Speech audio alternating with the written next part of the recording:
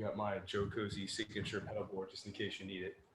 Also, if you can, once we go live, feel free to go to Eventide's Facebook page and share the stream, but make sure to mute your audio so that it doesn't feedback. This way we can get more audience participation and maybe answer a few questions that people ask if they so desire.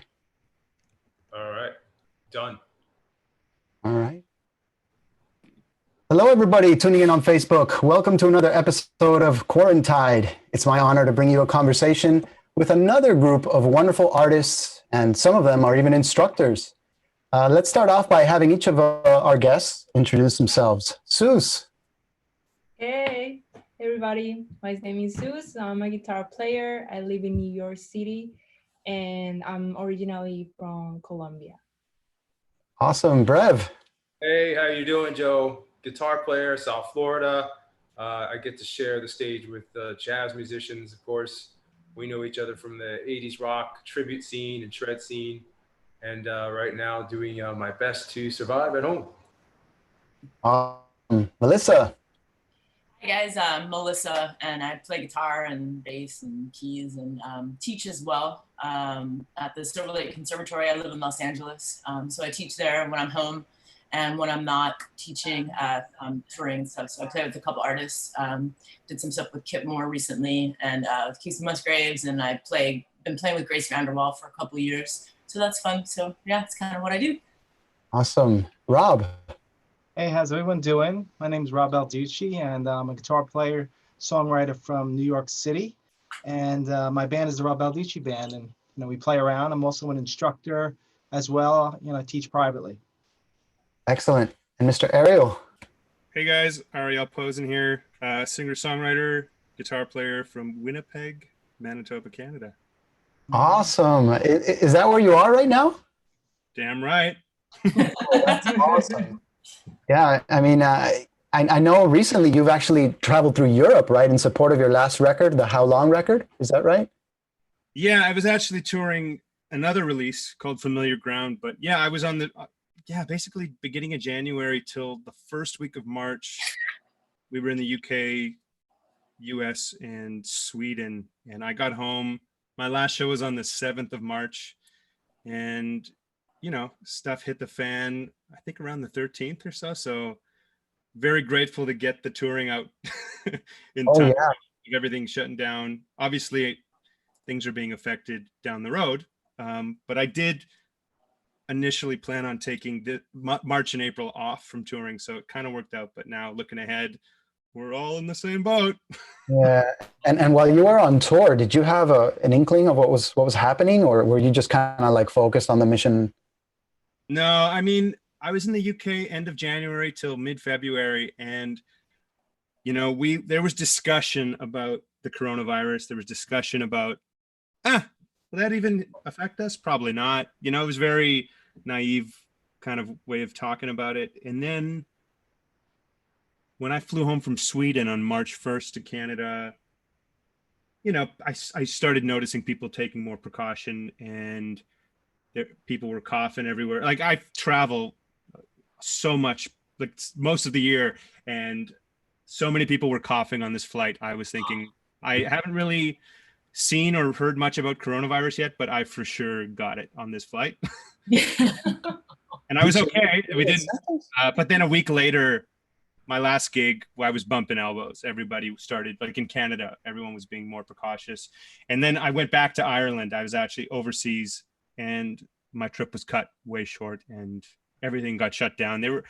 Europe was about 2 weeks ahead of North America, I want to say. So the shutdown started happening, and all my family and friends back home were still like, oh yeah, schools are still open. Some people are still gigging, and it was just crazy. Oh wow! But so you actually experienced symptoms? No. I was joking on that. Yeah. And speaking of Europe, Sus, weren't you recently in France? I thought I saw on your Instagram that you were traveling through France. Was that in support of an act, or? Yeah, I was on tour actually, and it was crazy because I traveled to France, to Paris, and I had that feeling that something was wrong, like something was gonna happen. And I get to Paris that day, I spent all day there, and then we had our first show the next day.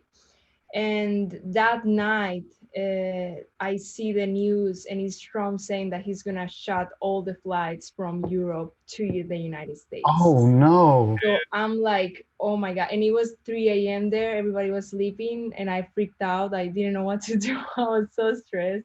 So you literally got some of the the last next flights out of Europe. morning, Oh. they had to buy me a flight because I'm not a US citizen. I'm under an artist visa. So I had to fly back the next day. So I basically went to Europe for 1 day. No. And then they had to do the first show without me. And then the next show, everything got canceled. The whole tour, everything. So I don't know. It was just really, really crazy. And I get back to New York, and it's like I get all these emails of all the gigs that I had, and everything was canceled. Oh no. And so you said you're in New York now. If I'm not mistaken, you're in Midtown New York, correct? I'm in Midtown. You're like in the middle of the worst epicenter in the world, pretty much. I literally just got here from France, and I did my groceries, and I just locked myself in my apartment. I haven't left the house because it's very bad here. I have so many friends that either got the virus or have family members that died or that had the virus or something. Like it's like really, really crazy here. Now you also have friends who live in Colombia, correct? Yeah, actually in Colombia is my whole family, and the good thing about that is that they were very smart. They did a lockdown for everybody for an entire month. Like nobody could get out, and they closed the country, everything. So it's been pretty under control there, which is good. Awesome. Rob, what part of New York are you in? I'm in Queens, so that's where they were talking about, like that Elmhurst Hospital. I'm not too far from there, so that's another crazy part. So me and my wife have been locked in now. It's probably like 8 weeks. We haven't gone out. My wife was smart. She heard this was coming. We got like tons of food, and we haven't been out really, just maybe for a walk. That's it. Yeah. But, I used the time wisely. We actually got on this Zoom thing, me and my buddy that produced my last record and mixed it, we mixed on Zoom, and then he would send me the mix, and then I would listen to it and say, hey, this needs to be up. So I mixed my whole record this way the last 8 weeks. Just finished. No way. And how did you deal with the poor quality of audio? Well, that's the whole idea. You could share screens. So when he was doing like his stuff, he would adding stuff to it, and then I wouldn't take the audio from there. He would send me the wave, and then I would listen to it. So we were going back and forth like a bunch of times, but it ended up came out great. I just got the mastered back. I sent it to you, Joe, so you could hear it. So you got to listen to it, but it was mastered by John Cudenberty, and it sounds amazing. I'm really happy with it. Wow. So at least one of us isn't bored during this quarantine. While we were all talking, Mr. Jeffandy Altogether had joined us. Welcome, Jeffandy. So where are you at now? Man, I'm actually quarantining with some family in Massachusetts. So I was in New York up until like 3 weeks ago. And then I was like, you know what? Let me just go to Massachusetts real quick. Just because it was a little less. I was right by Elmhurst, near that hospital. Yeah. So Cool. You got to tell me which guitar pedal you're using for your voice right now, because it's coming through like nice and doubled. That's pretty cool. Are you using your H9? Is that what you're using? What's that new algorithm? Send us a preset. New algorithm. Yeah, so it maybe because your audio is feeding back somehow. So you might want to check that out. But Boston, what's the vibe in Boston been like? Are people adhering to all the rules that have been imposed, or? It's still feeding back. Hold on. We'll let you sort that out. Live. Did you open the Facebook? Did you share the stream? That it could be feeding back from that. You need to mute the audio from that stream. Anyhow, Melissa, so I know you also teach for Silver Lake Conservatory, right? How have you had to adjust? Like what are you doing more video instruction now? I mean, no, I'm actually not. I have students that I work with that are outside of the conservatory, but the conservatory has actually stated publicly that we can't teach people online, which at first I didn't really understand it. As being a guitar player, it's very easy to teach online, but I mean, we teach trumpet, we teach trombone, we teach drum, like full drum kit. So I think that was sort of a general, because I don't know how you would teach the trumpet. I mean, I guess you can, of course, you can find a way, but I think that they weren't sure how to implement online classes for like the whole instrumentation that we teach, all the instruments we teach. So I have like a day where I have, private students that are aside from the conservatory that I work with. So that's been something that's, happening, but I've pretty much just been, like most everybody else on here on lockdown and just home and like going to the grocery store and just, just working on music. Like I'm always working on it anyways, but now it's just like, oh, I can work on it at 3 a.m. because is 3 a.m. or is it 9 p.m.? My time is very off. And so I've been doing stuff like that and doing some collaborations with people, which has been cool, and just a lot of recording. So yeah, it's crazy. I know, Ariel, you have actually, you laid out a total instruction course via TrueFire, right? How does one go about doing that? Know somebody. Yeah, I recently did a course with TrueFire. I've done a few. I did one with Jam Play and Pick Up Music, but the TrueFire one, I enjoyed them all. The TrueFire one was special. I was just a lot. They pump out like I want to say a few courses a week. Like they'll do two to three people come in weekly. They'll fire out these courses. Like they are a well-oiled machine. And yeah, I had a friend that introduced me to them. They were aware of what I was doing already. And yeah, we just did the course. September, came out in end of December. That's about it. I'm really proud of it just because it's not so much of a technical course. It's more of a philosophical, mental approach to improvising. So anyone that, might not have their theory as brushed up on as others, don't have to be so dependent on that. It's more just being in a mind frame for telling a story while improvising. And it's called The Electric Storyteller. So check it out if you want it. Do you have to produce the quality of that, or do they help you in any way? They have all of that in-house. Oh, okay. Everything. The only thing I did on my own was obviously kind of hash out the course and what I wanted to talk about and focus on. And I went into the studio back home and we recorded 10 backing tracks. So I had my guys, my arrangements so like the tracks that you can play to, I've just seen so many courses where it just seems like you're playing to samples or you're literally playing to a machine. And I just wanted it to make it feel real. I wanted it to be dynamic. I wanted it to just feel good and be fun to play to, and hopefully is inspiring to play to. And I really enjoyed that part of the job. And they were just open to me doing whatever I wanted. Yeah, it was a great experience. I was actually going to go back in June to do a second course, but obviously that's been canceled or postponed. Right. Brev, I know you also do a lot of teaching, especially with like programs run out of the University of Miami. What's changed about that for you? Yeah, it's interesting you ask, because I just got the notice. I usually get updates at this time, and we're usually being sent audition videos for the young musicians. They'll send us a video. Does this person qualify for grant? Are they marginal skills? Are they advanced? Sometimes you have jazz honors students. It's very technical, very complicated, but as of just a couple of days ago, we got the word that all the camps will probably be hosted online. So that means this is going to be a new experience to not just teach one person like a Skype lesson, but teach multiple students, probably on the same portal that we're using now, and getting them all to participate. It was interesting to hear everybody mention earlier about their teaching experience. I've always been an advocate of there's only so much you can do online. For instance, when somebody is taking classical guitar, that's such a disciplined art, just how you hold your hand. It's very hard, very difficult through a video to get somebody to, I mean, we're talking like old school, like how you hold your hand and the muscular and the body mechanics of doing that.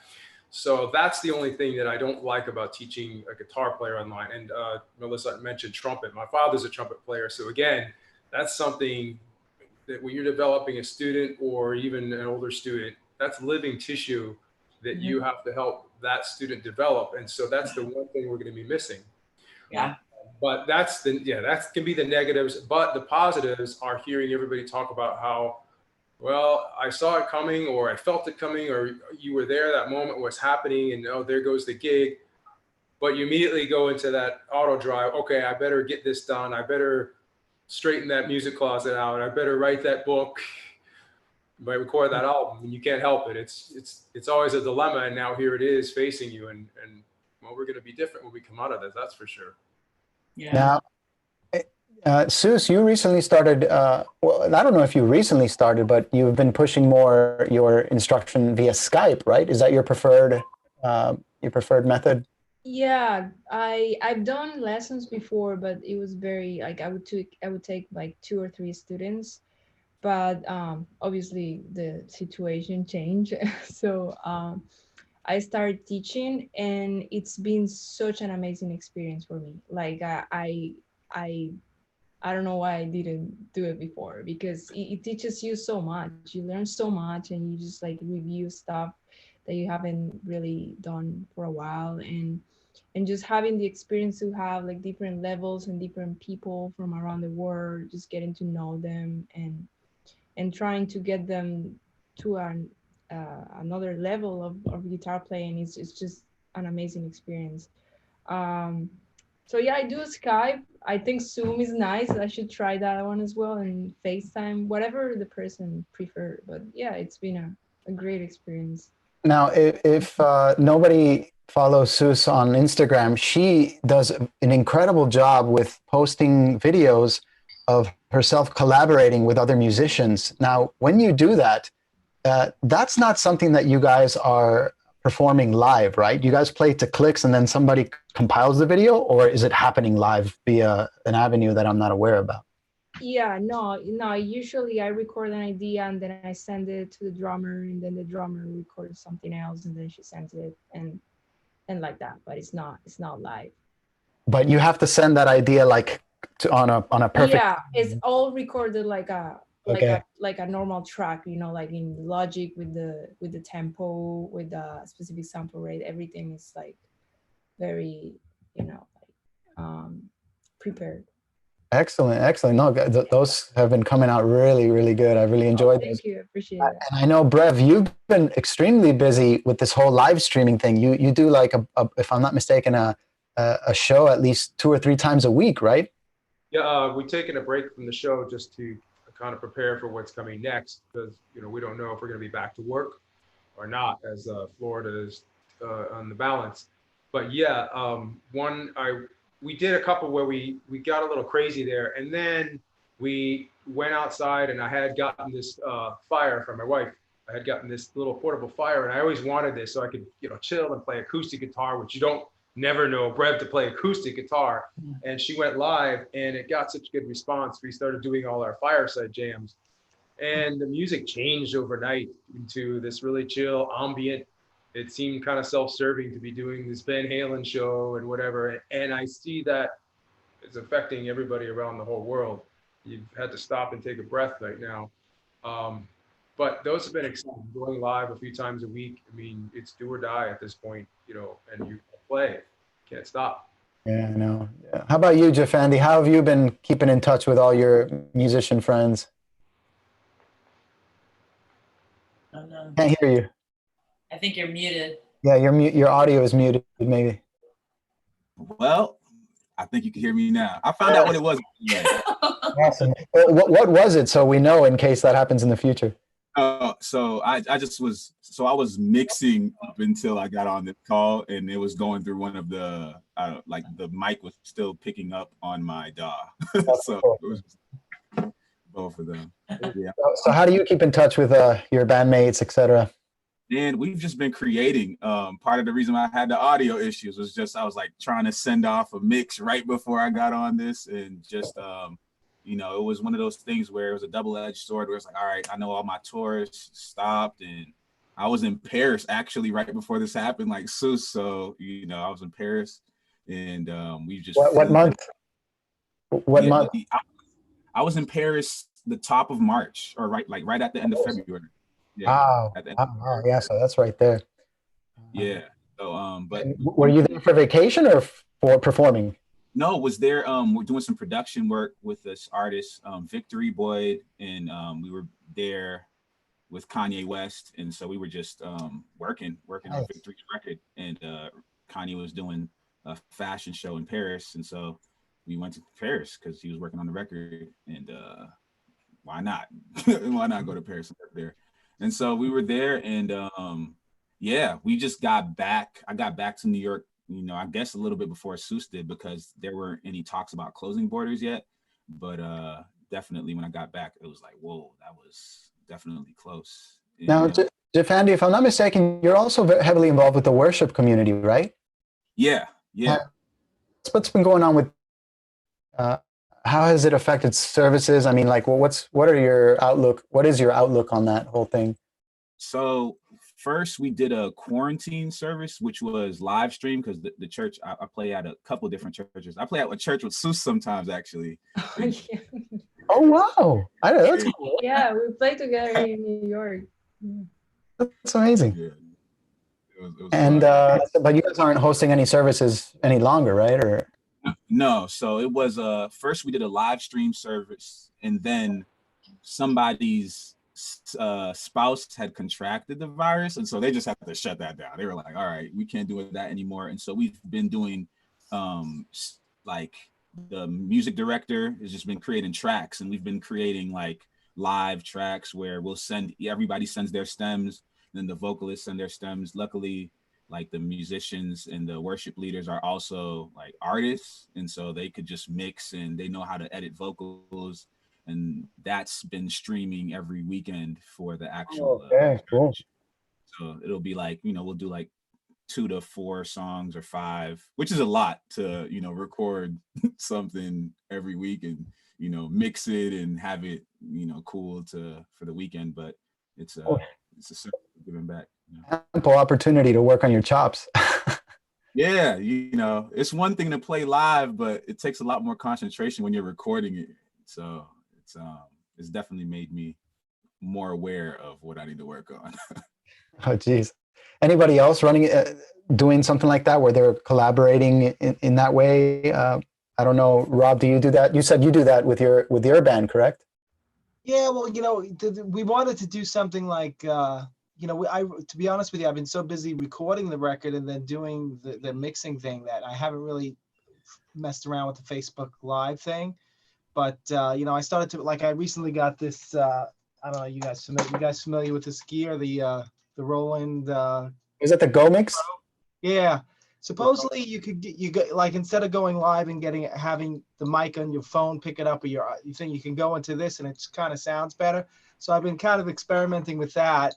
And you can make some videos. The problem is my drummer, he lives in Manhattan, and he doesn't have a way to record to a click and send me the thing. So it's very hard to make the video and put us together it has to be to a click. Yeah. So we're thinking about messing around. We've been doing, just, talks and stuff, but we haven't been able to do any playing. What about in terms of investing in gear for live streaming? Have any of you kind of upped your game this time around during the last month or two? I wanted to point out, it seems like, and I know everybody has a different school of thought, but it seems like, I've been studying, for instance, the changing tide for YouTube, for instance. And some people go through all this trouble to produce and do the lighting, do the screen. And I think you owe that at some point to yourself. But there are people that are making waves, doing a channel with a nice groovy lamp, a lava lamp or something, and just being themselves. And so on my end, I'm trying to get away from the gear. I mean, for instance, this is the first time I bought out my old tube amps, and I'm like, I don't know, this is warping my brain back into an earlier time. But if you haven't done anything and now you have the time to do it, it's time to just get up and do it. And every time I stop and think about gear, or it's got to sound like this, it's got to look like this, it's like the enemy of producing. On the other hand, like Rob was mentioning, yeah, I want that interface so I can just go live into the phone and finally hear what I think everybody else should be hearing.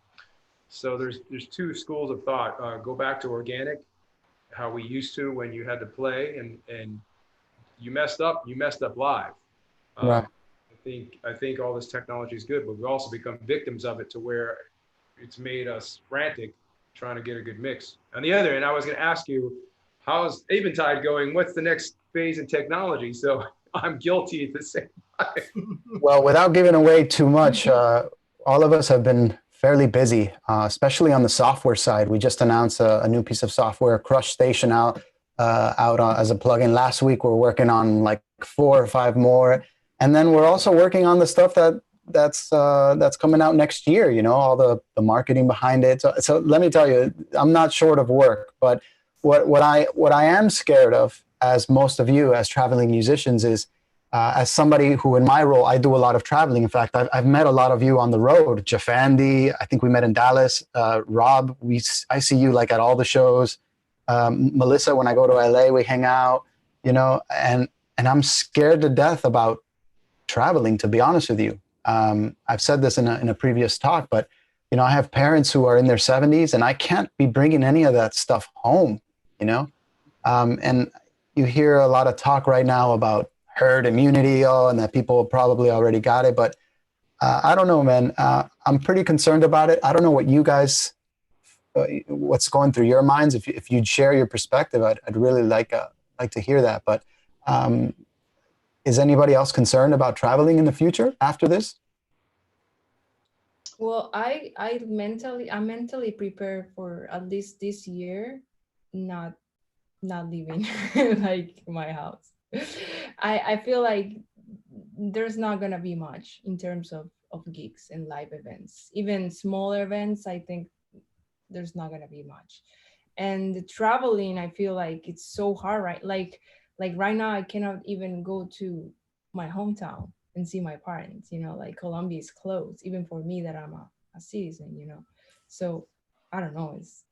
It doesn't look good, to be honest. What about you, Ariel? What's the future? What are your worries about the future in terms of how this affects traveling?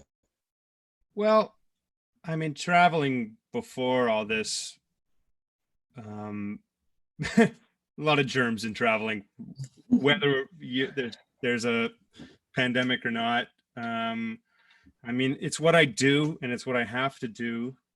I'm enjoying not traveling. I'm enjoying staying in one place, but when it's time to do it again, I do trust that it will be the right time. It will be safe to do so again.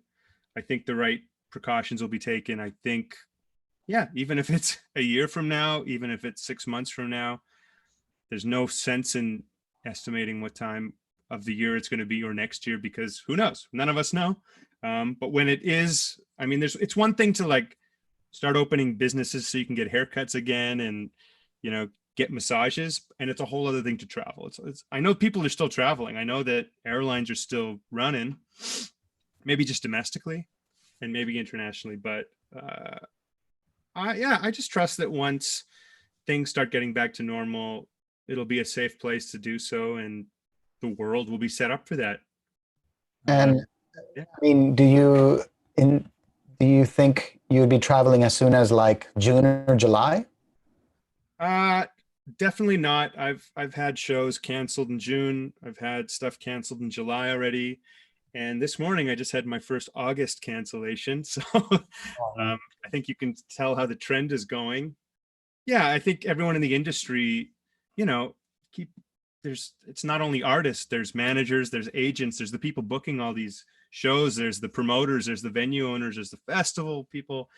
Everyone's got high hopes that things will be back to normal as soon as possible.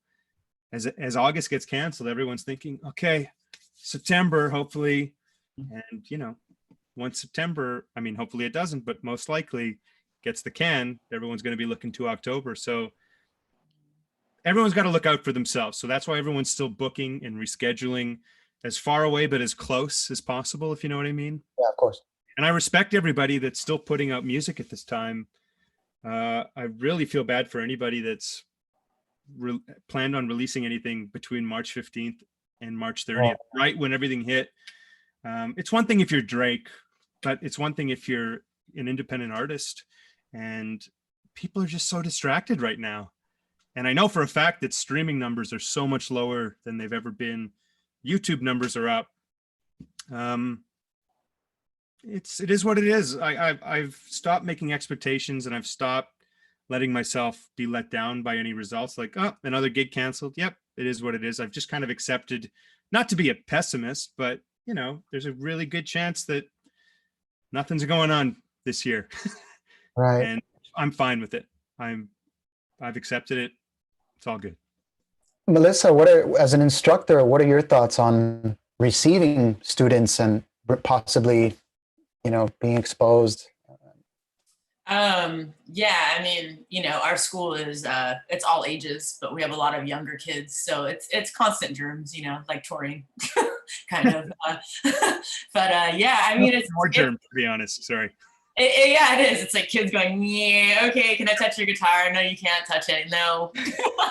So yeah, I mean, it's crazy. You know, I don't know. We have a lot of group classes and stuff, you know, we have a lot of you know, parents were pulling their kids out of our school classes, like start of March, like before I think we went lockdown like March 13th or something around that, and parents were like, I'm not coming, like no way. So I mean, yeah, it's hard. And you know, like as Brev said, with the teaching online, it's not my favorite thing to do. I do it, but there's something about seeing the way someone's sitting, seeing their hands, seeing their fingering positions, and it's always, you know, and it's circumstantial, like, you know, like my house looks kind of dark right now in there and I can't see, you know, they can't see me. So I always feel like I'm kind of not giving people everything that I want to give as a teacher, but people still love it. People still want online lessons. So if I'm there to provide that, you know, that's great. But I don't know. I don't really know. You know, I miss touring, but you know, like Ariel said, like I'm kind of resigned to like, this is what it is. And there's no sense in feeling upset or depressed or, you know, anxious about stuff. You know, I had some gigs, you know, we're doing Bottle Rock and a couple other festivals this summer, and all of that got canceled or is getting pushed forward and forward. And it's just kind of, it's a bummer, but you know, I'm home, I'm healthy. I have all this, you know, all my instruments here and I'm able to create. And so I'm just trying to just be in the present and just be positive and thankful for the whole situation, you know, that I'm not a grocery store worker. Like God bless those people for doing that, you know, because it's like, so it's kind of hard to get bummed out about the awesome lives that I have and the lives that we have where we get to go tour around the world, and it's going to come back. And, you know, it's just a matter of when, I guess. So. That's amazing. Yeah. Joe, you're on mute. There you I was muted. Sorry. A quick Zoom tip: if you press space bar, Yeah. you can mute and unmute the microphone in your chat. And I had my finger on the space bar. Oh. Jeffandy, how did you end up in Boston? Well, actually, no, my family is from Massachusetts. My family's from Haiti originally, but they're from Massachusetts and from Boston. And so, you know, in New York, I learned how to chef it up. I moved to New York like about 2.5, 3 years ago, but I was like, you know what, let me just go to home cooking and just hide out here. And actually, before I moved to New York, my brother and I had built a studio in my parents' basement. And so it just worked out, and I built it and left. And so it was kind of like, and it was like I knew that this was going to happen 3 years later, and that, you know. Were you at all influenced by Haitian compa or? All day, yeah. Oh yeah. Time. Cool. Yeah, played Wyclef, even though he's not really a compa artist that much, but yeah, we played together. Shout out to my cousin Manny Lane. He held me down and compa big time. Nice. So, Ariel, now, are you in your studio? Is that where you record records, or do you normally go to a facility? I normally go to a facility. I have a couple spots in town, but one specific place that I cut my last record at, and we just did the new one at. Yeah, no, I'm set up to record here, but like, you know, I'm a guitar player. I can record guitars. I can do everything but drums. I can do what I need, but it's definitely not a studio, but it's well equipped. Well, I know it's definitely. I like going to a studio as much as I like doing sessions from home for people. I do like the feeling that comes from going somewhere else, taking all your stuff somewhere else, and just getting a vibe from a different environment, even if it's a familiar environment. That's really important to me, to feel not as comfortable as normal. And there's something good about not feeling comfortable sometimes, where you just kind of feel more on edge to a degree. That's a good So point. if anybody follows Ariel on Instagram, you'll see the incredible collection of guitars and amps that he plays through. So which do you have an instrument right now that you're vibing with the most? I don't have an instrument specific. I do play this a lot. This is just it's this baritone I play, where it's tuned to B standard, but it's just normal scale length. So it sounds like, can you hear that? Oh yeah.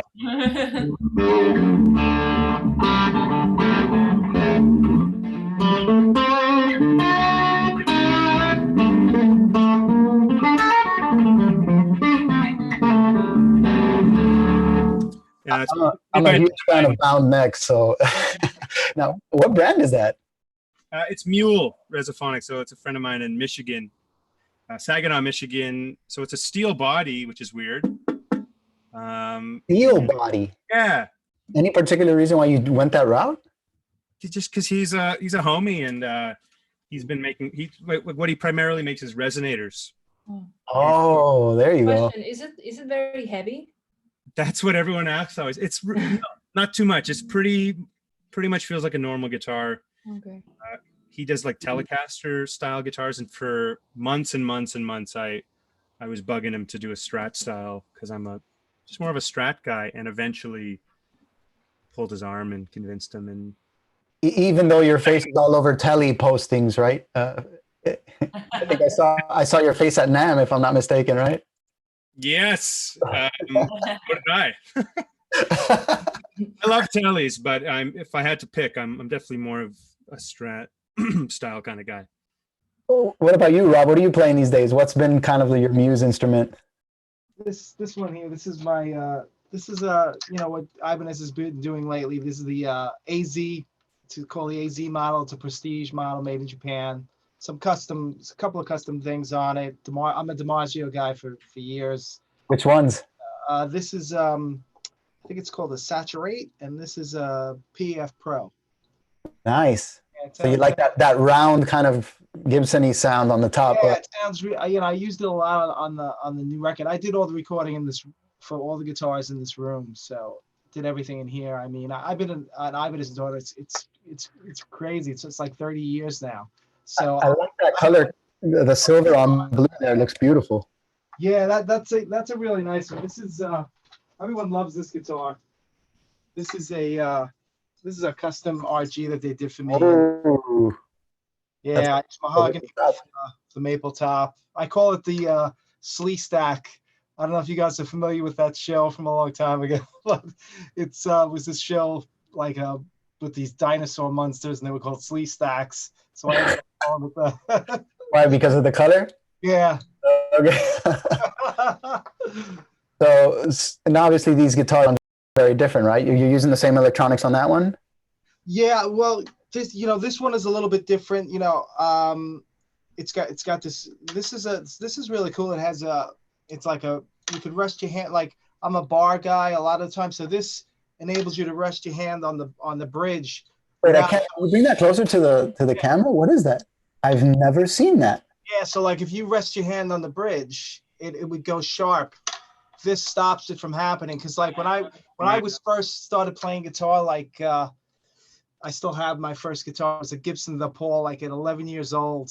I was used to the Gibson setup where you rest your hand on the bridge. Right. So that's where I did a lot of my wood shedding. So then when you got to a bar, it was really weird to where I had to rest my hand, and I never adjusted it because Ibanez ended up sending me these things, and then they discontinued them. So I found some guy that made them. So I have them on most of my guitars. But it's really cool. Nice. What about you, Jeffandy? What are you playing these days? Because you enjoy your hollow bodies, right? Yeah, but there's this guitar that I was actually gonna sell, and I'm glad I didn't. And that's shit. Yeah, go grab it. Man, this old guitar, it's like like a 67 SG. And, Wow. like, That's nice. I mean, yeah, I was just, you know, I don't know why I was gonna sell it, but because I don't know, I felt like it wasn't staying in tune all the time in a live show, or it was just for one thing. But as I've just been recording at home a lot more, and it just has like a really, I don't know, it's just a great sound without anything else. Like Brev was talking about, just keeping it simple and just playing through straight through an interface. It's just like I could plug this in and it sounds cool, you know, without trying too hard. And I think that's beautiful. So The neck on the SG is really nice too, right? yeah, this is like the thin one, like Yeah. So it's like the 67s were real thin. So yeah, man. This might help you because it helped me. I travel a lot, and you know, traveling does a lot to your instrument. But if you put a little bit of nut oil on it, it may help it stay in tune. So it kind of looks like a syringe. Yeah. So just a few drops of that, and it's helped my guitars overcome that problem. I used to have like a B string that never cooperated. It was either over too much or under, or sharp or flat rather. And that oil was recommended to me by somebody in Austin. I forget where or who, but I used it and never had an issue with the instrument again. So, but what was the moment that you actually grabbed the guitar again and decided, you know what, I'm going to keep it? I think my Gibson 335 was upstairs, and I just had this one here, and I was like, all right, let me just record this.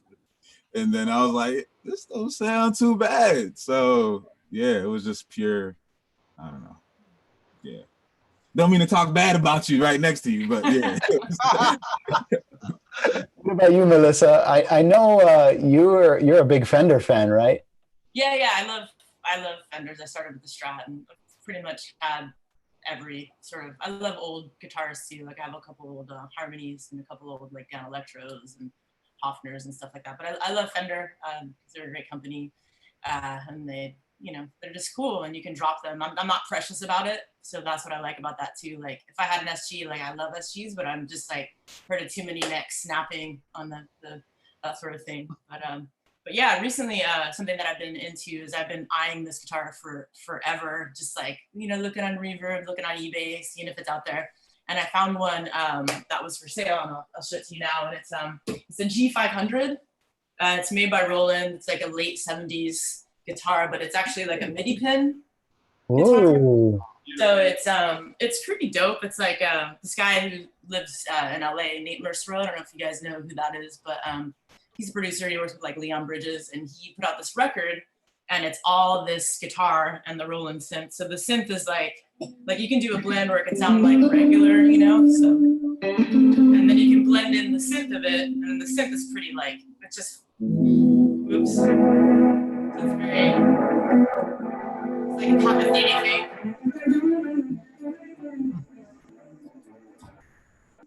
And it's got an envelope filter on it, so you can kind of get it to go like a wah. It's just like, I don't know, I'm just such a nerd for all this sonic, you know? So this you can kind of, so that's just the guitar doing it, so it's almost like an auto walk. So you get like swells, you know, it's pretty entertaining. And you actually got it with the original Roland synth? Yeah, so the synth is down here. I'm on my computer, so you can't see it. But yeah, so I just, I got a deal. This guy in Canada, great country. Yeah. Shout out to Canada. Like he was just like, you know, I asked him about the price, and he's like, sure. And I was, you know, I'm not gonna say what I paid for it, but these are like 3,000 for like the kit, like that starter, and I did not pay that. So it's a lot of fun to track with, and I've always, you know, like using Eventide stuff, like I'm super into like all the weird sounds, you know, play guitar for so long. I've kind of reverted to the point where like I love an acoustic, you know, I have a really nice old Martin, like a 50s Martin that I love. But then, you know, I like the sort of organic, and then I just like the brutal, harsh, like analog, old filter kind of stuff, like, you know, like Moog kind of sounds and stuff. So this was a good purchase that's been super fun. Nice. You know, when I grew up listening to a lot of death metal bands that incorporated Roland synths, and there was this one called Cynic that they were based out of here in South Florida, and nobody was doing that. And they were able to do it with heavy, beautiful jazz-inspired kind of lead pattern voicings, all with Roland synths, and it was just amazing. In fact, one of the people who's following us here on this chat, his name is Charlie Eckendal. He was a member of Agora who also used guitar synths like that. But you don't see very many artists using that nowadays. What about you, Brev? What are you being inspired by? Well, we're gonna go from polar opposite. We're gonna go from old and busted, which is this. Well, it's not. Oh. This is an ES 175 copy, because to me, the real 175 jazz guitar is a crime to take out anywhere. Right? Yeah. This has the Gibson pickups, so it sounds like the real tamale. And when you're playing like with something like my father, Ira Sullivan, you need that acoustic jazz, Joe Pass, Ted Green sound, whatever, because you can't be fighting with acoustic voices and jazz instruments. But don't be tricked, because we're going to go through the most recent Kiesel build, which is this. Oh, wow. That's wicked. Yeah, we haven't seen a green guitar this whole time, although everybody's guitars blow me away. It looks like a toy guitar, but Jeff Kiesel recently took his X shape, because I know you're a metal dude, and he chopped off a bunch of, extra stuff that you don't need, and we got the headless. And these guitars are just amazing, because you've seen everybody doing their headless, and I think that I was getting tired of looking at a headless guitar that looks like, it doesn't look too right, it doesn't look like a Steinberger, but I don't know what that is. This, at least for the rock audience, okay, I like that. A lot of the rock audience comes up and says, "What's wrong with your guitar? Is it broken?" That's we're all up on technology. We know what it is, and then you play an SG, and that's a great guitar too. But then I don't know, I find myself gravitating to this. So. Like the color scheme, it reminds me of the old Ibanez Universe kind of. UV, right? Oh, Rob will remember that. We had a mutual friend who was, but that's really how we met, Kevin Greer at GemFest. And all the show was basically a generous foundation for Ibanez users and his way of supporting people and involving Steve Vai and everybody. And I remember they would give away a gem, and I remember I almost won that gem, but that's where we know each other from. And so, yeah, I had to go back to the little green. And of course, we've got it plugged into my favorite Eventide effect. That's awesome. And today. That's incredible. Was that like a major 9 chord? What was that? Dude, we worked on that patch. It's like a third and a seventh. Put it pretty much whatever key you play it, it's in key, I think. Oh, man. What about you, Seuss? I know you got a new guitar. Okay, I recently got, this is a quarantine guitar, because I got it right when I came back from France. It's a Nash Telecaster, semi-hollow, and has Lolar pickups, and it sounds amazing. I always wanted a tin line, and it's super light, which is great because I've been having back issues. So this is. Can you raise it up a little bit more so we can see the? Yeah. There you go. Oh, nice. Which Lollars did you go with? It just came with, I'm not sure which ones they are, but it just came with those. Actually, this guitar was the first guitar I ever bought online without trying. Because I'm always like, I need to try the guitar before. And this time it was just like river, late night, just looking, and then I saw it. And he was like, okay, what should I do? And then I ended up buying it, and it's just great. I'm super happy with it. Beautiful. Yeah. Hey, Brev, Patrick Flores wants to know, how heavy is that headless? These are the perfect weight. I guess it's gonna be like on the edge of 6 pounds. Probably, if you haven't really been blown away by the headless weight, it's because it's too light. Like the Steinberg guitar, amazing guitar, but it's too light. And if you're used to playing on stage, you need a guitar that fights back a little bit, kind of weighs you down a little bit. I think that's part of the on-stage performance image. So it's the perfect weight, so it hangs nicely. It doesn't feel weird.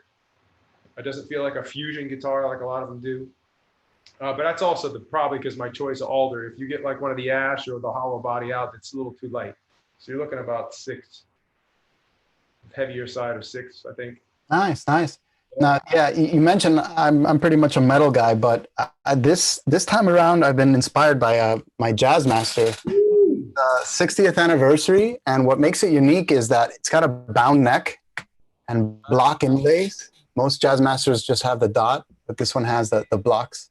I love the binding in there. Yeah. I actually picked this up after Summer NAMM 2 years ago, and I had never played these types of pickups before. And when I grabbed this guitar right off the Fender wall, I was like, wow, I have to have that. And I saved up a few bucks and I bought it. And it's been my muse for like the quarantine. Yeah. And another cool thing is that it's got a matching headstock. Most headstocks don't just have like the wood color, right? You got to have a matching headstock. Yeah. So You have a mastery bridge on there? Or? it kind of still looks metal. That's beautiful. You asked about the bridge. To be honest with you, Mastery or? I don't know, but if you can identify it, Yeah, it is. yeah. I think it's just the regular one.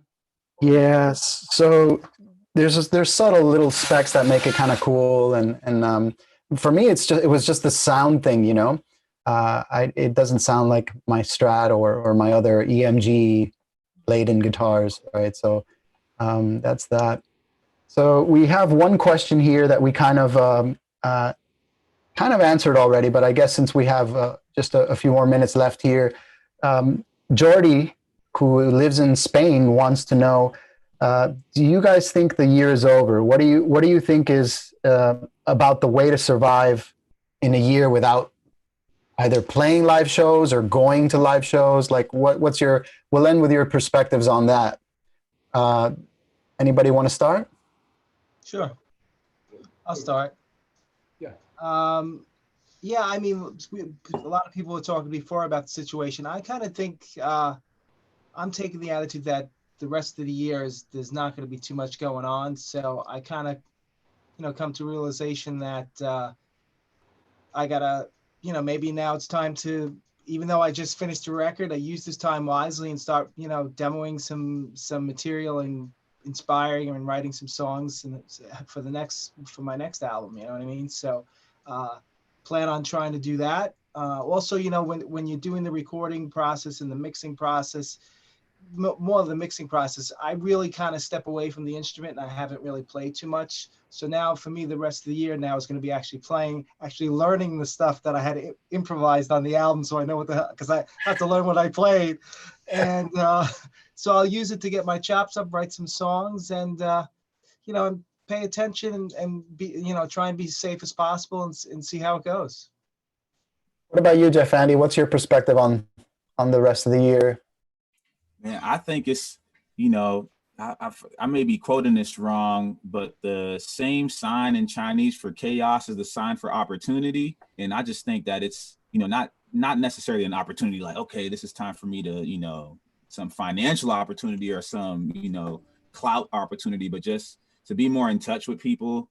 That's another reason why I came back to Massachusetts. I was quarantining, but I said, let me just come hang out with my nephew and, play guitar with him. Or I think everybody is just, and after we think about staying healthy, after we think about staying afloat, I think we're just being more in tune with people and more in tune with each other. And so I think it's just an opportunity to do that.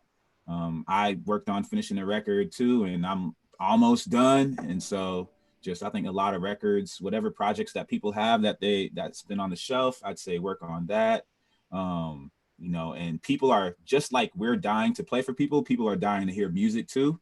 And so I think when things are cleared and, we are able to go out, like Ariel said, it'll be a situation where things will be safe or, as safe as they were last time. And people will be going out to those things. And so.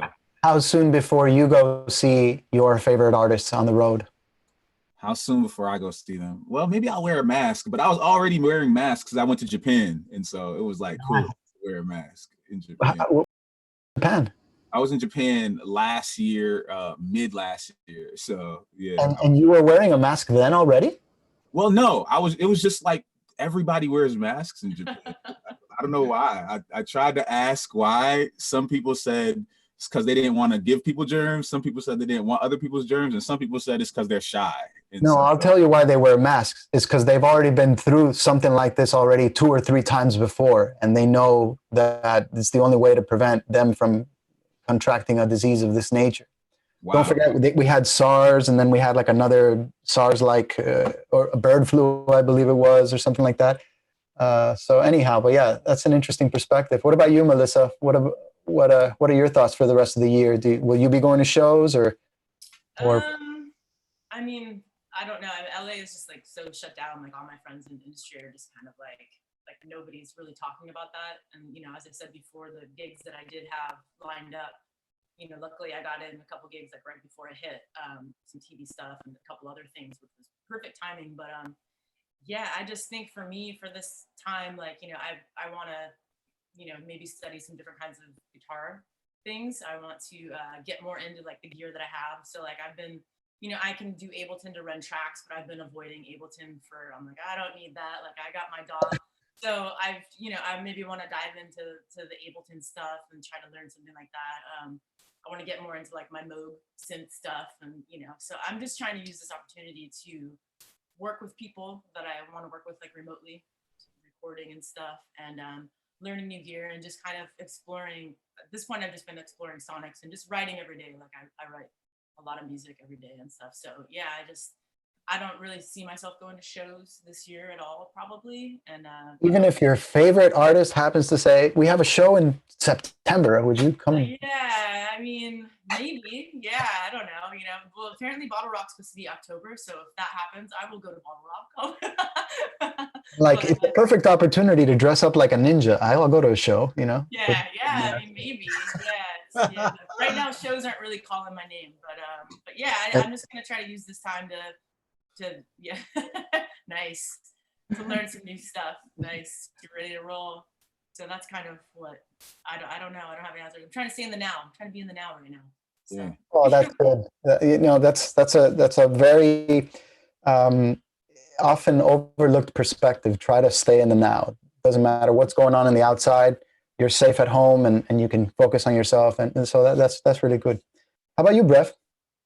Well, I mean, I was always observing this. I don't want to say social distancing because I never heard that term before this, but I was always observing when I travel, you know, safety and health, and I never get sick. I mean, maybe once years ago. So I'm not worried about getting out there and playing again or going to a show. It's really for the person asking about what to do is if you're not healthy, this is a chance to get healthy, because that's really, if you're a musician and you're not healthy, you're asking for it at any level. I put up a video on YouTube that had nothing to do with music. I didn't play an instrument or anything. It's the first time I ever just chatted. It was before this all went down. And the next thing is you have to diversify. If you're a musician and you can't play the blues, maybe now's the time to learn to play it, because anybody can appreciate that music. I always tell students now it's time to practice it. Students are like, dude, I don't want to play this. I'm going to rock. I'm like, yeah. And if you don't ever make it in rock, what are you going to do next? You better learn some different styles of music. You better learn to inspire. I can tell you this, when I see Eventide live every day, to me, Eventide's just doing it. We're carrying on. So you need to shine a light on somebody if they're not feeling up to it. And for the musicians that are out there that can still pick up an instrument and play, this is the time to do it and show people that everything's okay. Inside, you can hide it, but if you're going to go out and spend time with people or be brave and do that, this is the time to prepare for, you're right, inevitable future of always protecting yourself, your family, and make your decision what you're going to do. Ariel, how about you? Yeah, I mean, I'm echoing what everybody's been saying. I'm not overly concerned about catching shows or anything like that. I do miss seeing music, but that's kind of at the least thing I'm worried about. I think it's just important for everybody to find the balance of staying motivated, but not feeling like they're doing something wrong if they're not feeling creative or motivated. I know that myself included and a bunch of friends and colleagues. In fact, I'm so happy to hear that everyone here is still at it, working, feeling motivated. I too am just finishing up a record, so we have been mixing that.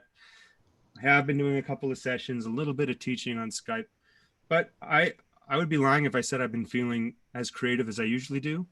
And I think it's important for everyone to know that it's okay if you're not. And it is such a weird time that there's no real way that you're supposed to be. And you shouldn't feel like you should be putting pressure on yourself if you're not feeling up to it yet. And, you know, find your own way there. It's going to be different for everybody. Everyone will get there. But just find whatever it is that you need to do to find that balance, to get back on that path, because things are going to change and they already are. So just, first of all, accepting it, and then just finding how you're going to move into this new direction while still maintaining what you need to get out of what you do as an artist or a musician, you know? Very good. Seuss, what about you? Well, in terms of going to shows, I don't think so, especially here in New York. I'm even afraid of just going outside, so I don't think so. But for me, this whole time it's been an amazing opportunity. Like just like staying home and doing stuff that I normally wouldn't do. Like I've been doing yoga, cooking, like taking care of my mental health, you know, like and really practicing and just like doing other stuff. And so I think it's a great opportunity to just reinvent yourself, do something new, different, and learn more, and obviously keep creating, keep writing music and everything. I like that. Reinvent yourself. That's a Yeah, really I feel like that's been for me. That's I feel like every day I'm creating a new Seuss, you know, like a better Seuss, just by having all this time, you know, Yeah. with myself. So. Guys, I want to thank you so much for spending an hour with us here today. I guess we'll give everybody an opportunity to tell the audience where they can find out more about you or your music or your instruction. So why don't we start off with Jeffandy? Man, right before I even share that, I just thank everybody. I think you tagged us all in the Instagram or whatever, but I definitely want to connect with everybody that I'm not already connected to. So help me find you, and if you find me, just connect. But yeah, and the last thing Sue said is so amazing. I had dinner in New York with my roommates for the first time, like for a week straight. We cooked, and I was working out, and I slept 8 hours. And I was like, wow, when this is all over, I don't know if I could go back to not, you know, just eating out all the time, and not sleeping. It seems counterintuitive. So I don't know.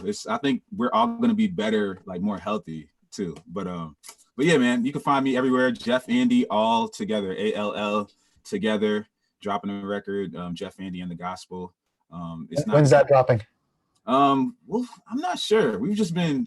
I take off the marketing hat and just put on the creation hat when I'm like creating, and you know.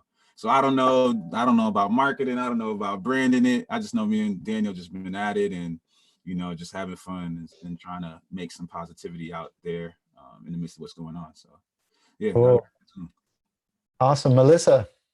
I only have Instagram. Yeah, I'm kind of at odds with social media. So so I'm on Instagram, and my last name is actually Dougherty, but it's kind of clunky. So it's just Melissa and then Muzak, Muzak. And I have Twitter too, but that's more for like earthquake and news updates, living in LA. So yeah. I use my Twitter just to like read the news because I don't like watching it. Me too. Yeah, I just got a TV like in November, so I haven't even had a TV. So I'm glad I have it now. But yeah. So the worst thing happened to me. My building, they cut our TV service because we switched associations, and then this pandemic hit. So I've been without an actual television service for almost a month and a half. Yeah. But you know what? I'm okay with that because you know, like most of us, I've been working on music or watching you guys on live streams or things like that. Yeah. But, and also, if you follow Melissa, she likes to educate people in her stories about, you know, some really great old school tracks and music. So that I appreciate those posts. That's really cool. Oh, cool. Thank you. Brev, where can we find more about you? Well, first of all, thank you, Joe and Eventide, for hosting us, and good to meet new musical brothers and sisters and reconnect with old ones. And Brev Sullivan or Brev Sullivan Guitar across most major platforms. Excellent. And where can people go to find out about your teaching and like at the UM or whatever? Yeah, there's it's called Frost School of Music young musicians camp. So it's a separate entity under U of M, but it is Frost School of Music, young musicians in Florida, Miami. Cool. Ariel. arielposen.com or at Ariel Posen on everything except TikTok. I don't know what that is. Yeah, I don't want to mess with TikTok. We're cool. I was searching for you on TikTok right now. Oh yeah. We might find my favorite account actually, but I don't I want that. definitely recommend Ariel's Instagram because, man, you play some of the most incredible instruments that I've seen, and obviously that's not to say about your actual the music that you create, but yeah, it's definitely gear porn. Bob, where can we find out more about you? Well, robbalducci.com, and also social media is usually at Rob Balducci. Facebook is at the Rob Balducci Band. And teaching, people could. I teach Skype. I teach on Zoom. Whatever. People get in touch with me through my website or through the social media links and stuff like that. Definitely into doing more of that. I've been doing a lot of that now too.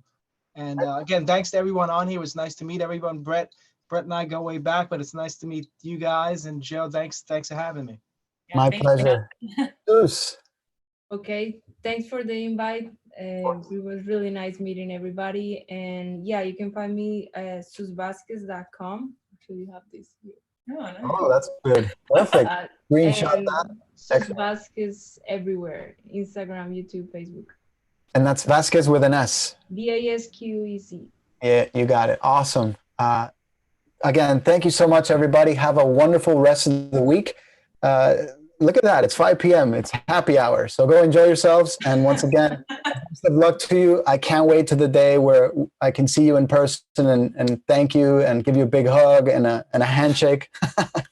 And then, wash our hands with some disinfectant or whatever. But thanks for spending this time with me. And I look forward to hearing about your future music. Take care, everybody. Thanks, guys. Take care, everybody. Bye. Bye. Stay healthy. God bless. Absolutely.